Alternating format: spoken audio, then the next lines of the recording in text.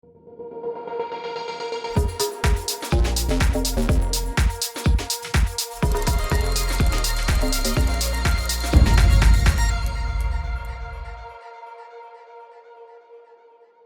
there everybody, Sam's Trains here and welcome back to the model railway news for December, the final model railway news of the year in fact. I hope you're all having a fantastic December and I hope you're all ready for the model railway news because there is a lot to talk about today, tons of new announcements and most of them steam, which is very exciting. So we're going to jump straight in with Accurascale, who have made a new announcement. In fact, they've announced their third ever steam locomotive, and it's another Great Western one at that. So this new loco is of course the new pannier tank, in three different versions, the 57XX, the 67XX and the 8700. And across these three different variants, they're producing 8 different models, ranging in liveries from Great Western Green to BR Black, and even this NCB green, which is very interesting. Don't think I've ever seen a pannier tank in this livery before. The specification that Accurascale has promised is pretty impressive as well. It's going to feature several metal parts, including turned brass whistles and etched whistle shields. Now I saw these features for myself at Wobbly and those turned whistles are absolutely amazing. The difference it makes having real metal whistles with a real metal finish is incredible. They've also got features such as sliding roof ventilators, sprung buffers of course, a removable smoke box door, etched metal number and works plates. That gives you an idea of the quality we're dealing with. They are going to look fantastic. And they've also got LED lighting in the firebox along with much more. Mechanically, it's high spec as well. This is going to have a die-cast chassis, a coreless motor and also a flywheel. A lot of the time we don't see flywheels with coreless motors, which I think is a mistake. This has got one, so that should be a pretty decent performer. It's also going to have the next 18-pin DCC socket and even twin speakers for quality sound. Yes, they've been able to cram 2 speakers into this thing, so it should sound pretty good. So it's a high-spec model, that's for sure, and this is reflected in the price. So for the DCC ready versions, this is going to cost £139.99, and they're also offering DCC sound fitted versions for £100 more at £239.99.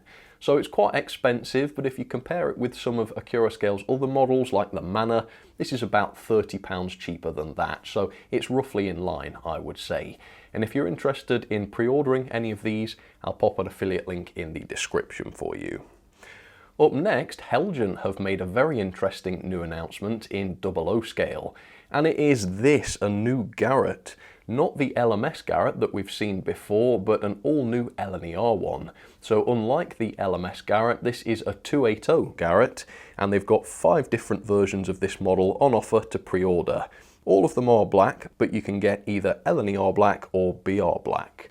In terms of the spec, Heljan have promised that this will be a quality model, which will be nice to see. It's going to have twin motors with flywheels, so again that's quite similar to the LMS Garrett that also had twin motors.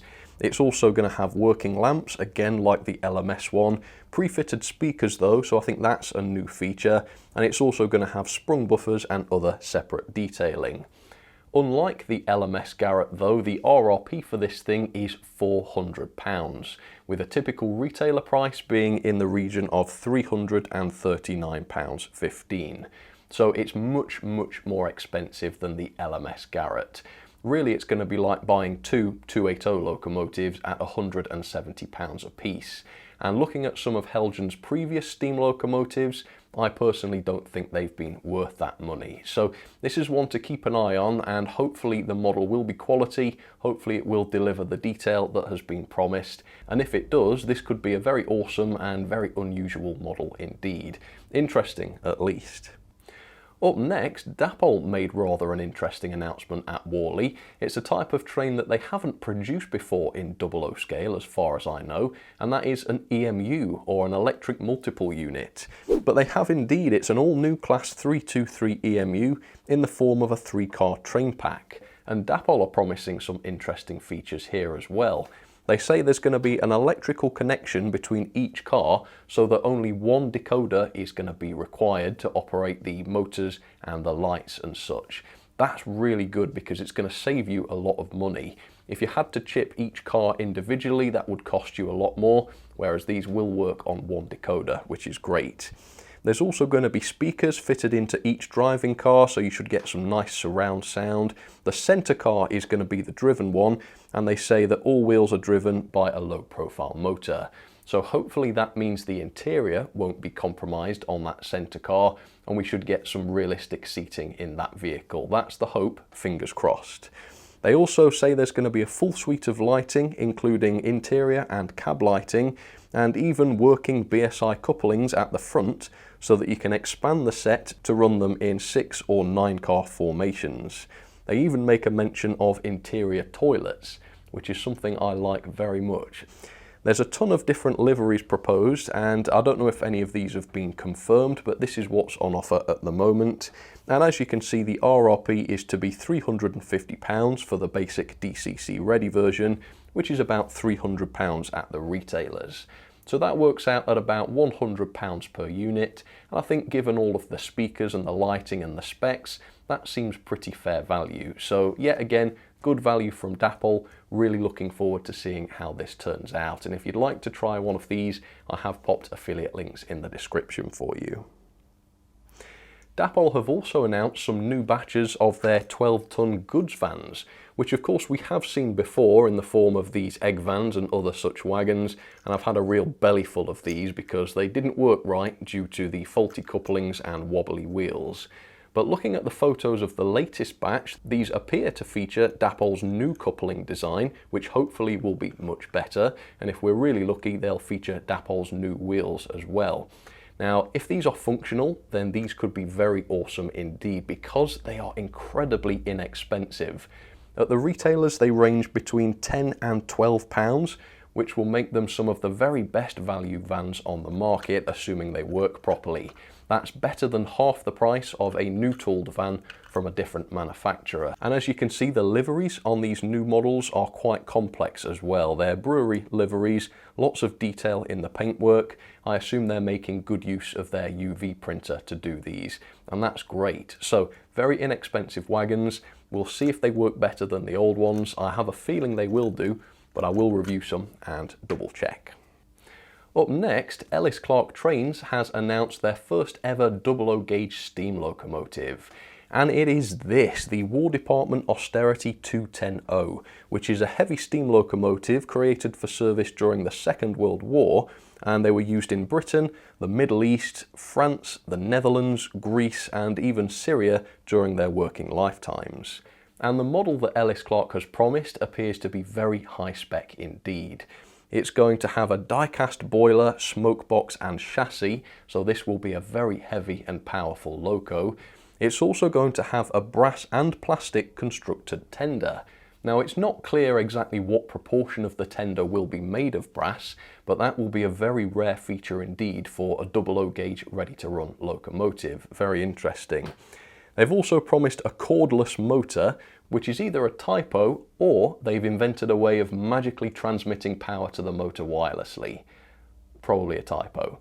It's also going to have brass bearings, many separately fitted parts, including even the pipework, sprung buffers, firebox lighting. They initially announced that this would have an 8-pin DCC socket, which is a strange decision, and most people thought so, and when they fed back to Ellis Clark, they actually amended their specification so that now the model will have a next 18-pin DCC socket, which honestly makes a lot more sense. I'm glad they did that. In terms of liveries, they've promised the khaki green, an LMR blue, a variety of BR blacks, and even a Brunswick green. So clearly this is going to be a very high-spec model, and that's the good news. The bad news is that it's very, very expensive. The DCC ready version is going to cost £295, which will make it one of the very most expensive models available in 00 scale. Now, to an extent, I do get it, because they're clearly trying to make this one of the best quality, most detailed models you can get, which is a good thing, of course. But I have to ask, are all of these features promised absolutely necessary? the one that stands out to me is the brass constructed tender. That sounds fantastic, but exactly what benefit does that bring? The vast majority of the locos in my collection have plastic tenders and they all look fine and run great. So I guess my question to you guys is, do you like these features? Do you think they are a good thing? Or would you rather go without some of them and be able to better afford the model? I guess that is the big question. If you do fall into the latter category though, there is another option for you potentially. And that's because KR Models at Wobbly announced exactly the same loco. Yep, the War Department Austerity by KR Models. And their model is £55 cheaper at £240. But it's not exactly clear what you'll get for your money here. The website doesn't give any specification at all. In fact, it's just got the liveries on there, which seems to be a similar selection to Ellis Clark's. However, a post on their social media reveals a little bit more. They say it's going to have pickup on the loco and the tender, firebox flicker, 21-pin DCC socket, detail variations, and a sound and smoke function. They also say that it's going to have some innovative features too, but then they just talk about synchronized sound and smoke using non-oil based fluid, all of which we've seen before though, so I will be interested to hear exactly how this model is innovative. So there you have it, two WD-210Os. On the plus side, the KR Models version is cheaper, but the downside is we haven't seen any proper specs yet or even any early samples. Ellis Clark had a sample at Wobbly, which gave some idea of what the model would be like. KR Models at the moment are just posting photos of the real thing. It's also from the company that bought us the Fell locomotive, which looked bad, ran badly, and depending on who you listen to, was fairly poorly researched as well. So I'm personally quite dubious of any new model announced by KR Models.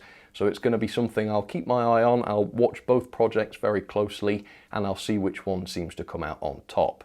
The big question is though, is there enough demand for two War Department 210Os on the market? It's not that much of a common model. Is there really going to be enough interest to support two different models? And the fact that one of them costs nearly £300, I think could be a problem. So one to watch, we'll see how it goes. Up next, an update from Hornby, who on their Engine Shed blog have shared an update on their LNER coronation coaches. And these are the first shots from the tooling, which show the various bodies and their details, and this also includes the streamlined rear car, which is a very interesting coach indeed. They also show the interiors, which appear to have a good level of detail on them, which is great to see. They say that they're happy with the way the models are looking, but as always there are some small changes to make. The main one being the cloudy window glazing, which they say they can fix by polishing the tools just before production. They've also released a brand new model just in time before Christmas, and that of course was this, the Ruston 88DS. And honestly, this thing is very decent indeed. So if you're on a budget or if you're a beginner, this is really a great way to start. And if you're interested in my full review of this thing, I'll pop a link up there for you. But overall, very, very impressed. Up next, a little bit of a surprise because Wobbly saw one of my favourite manufacturers make a bit of a comeback, and that was Oxford Rail. Their stand at Wobbly surprised us all by revealing that progress had been made on some of their long-announced models. The first model was this, the Cowan Sheldon 15-ton crane with this 3D printed sample which shows that some design work has taken place on this model at last. It's only a basic 3D print and it hasn't gone into tooling yet or anything, but they have said that it will come with a truck now and that you'll be able to operate it by hand. Talking to Oxford though, they did say that that initially announced price of about £20 is actually quite unrealistic and they expect the model to be quite a bit more expensive than that, which I think is fair enough because it's quite a large and complex model. However, they did say that they're going to do their best to keep the price down, which I do believe because all of Oxford's models to date have been very reasonably priced. So can't wait to see how the crane turns out. The other model Oxford showed progress on was their J26, which looked to be even further developed. They say they've still got some work to do on these locos, but they're hoping to see a release date of sometime in late 2024. So all being well, and it is subject to change, next year we may see yet another new Oxford loco, which is really good to see.